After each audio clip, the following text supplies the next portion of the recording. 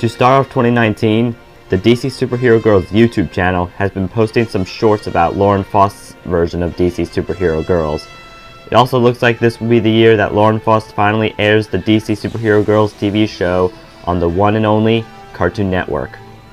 If it's going to be a great show for children and other superhero fans, I think I should discuss some of the things I would like to see in the show, as some or all of these things can help the show succeed in terms of ratings, reviews, and merchandise. And I will do that right away. Hey, I'm Owen, the fiction fanboy, and here are the top 5 things I want to see in Lauren Faust's DC Superhero Girls. Number 5. More of Zatanna. If there is one DC girl we don't see in Shea Fanada's web series, it's this magician who casts spells backwards and is an underrated member of the Justice League. The 3 girls that come on top of every mind of a DC fan are Wonder Woman, Supergirl, and Batgirl. Bumblebee is the 4th most popular since she was in the 2015 web series and is returning, and the Jessica Cruz Green Lantern was introduced in season 4, and there was no Zatanna. But since Zatanna went from being a supporting character in other cartoons to being main character in this show, there has got to be a handful of episodes about her, as there will be a bunch of episodes for every other main character. Zatanna, I'm glad you're in the show, and you don't have to steal it as long as you pull your own episodes out of your magician hat.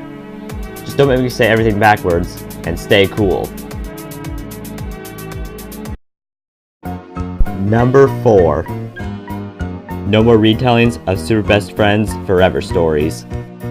Despite the Teen Titans Go movie not being terrible, one thing I did like seeing in the theater was the very first DC Superhero Girls short made by Lauren Faust. The downside about the short, however, is that it's a 4-minute version of Time Waits for No Girl, which was a Super Best Friends Forever short on DC Nation. That made me concerned about what will be next for Lauren and the DC girls.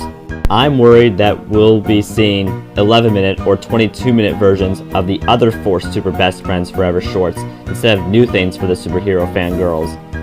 I believe that 1 Redux is enough for the series. I would like some variety in the series, and some stories that are actually more fun than superheroines trying to get to a battle. Imagine what would happen if more interesting ideas on paper make it to the final project. There are so many options for episode ideas, and speaking of which... Number 3. A good amount of superhero boys. Shea Fanada was not afraid to put some superhero boys in the web series targeted towards girls.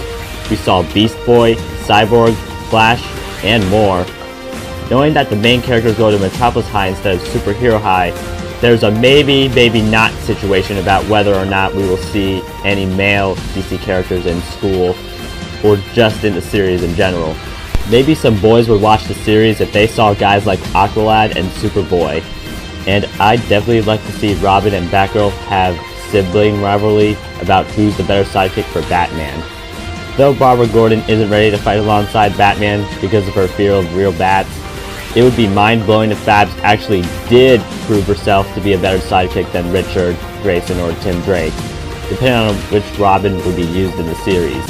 And if you're planning on making a Valentine's Day episode about superhero boys and superhero girls, why not do it? Number 2. New and/or improved origin stories.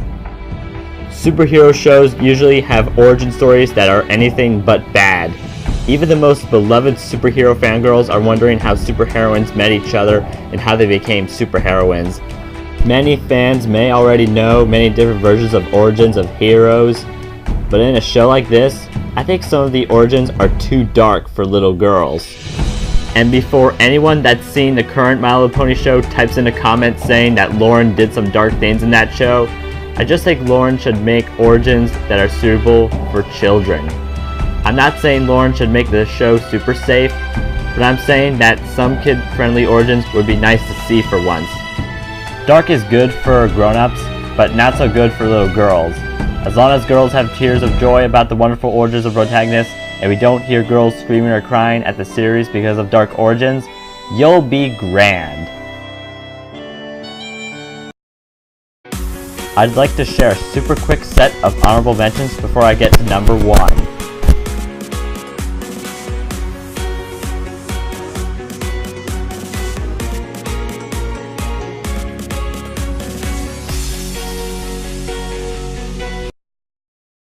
Number 1. A better influence for children than Teen Titans Go. One of the worst things about the spin-off series that made fans of the original Teen Titans hate the series is all the bad messages the series has given. If children love Teen Titans Go a lot more than the fans of the original, okay. What isn't okay for sure is sending kids messages like, be followers, cheaters win, and for Pete's sake, don't make children think about flushing their friends down the toilet to mutate them so they can help their friends beat their foes. Those messages prove that the Teen Titans are terrible role models and terrible superheroes. Lauren Faust is in charge of the show.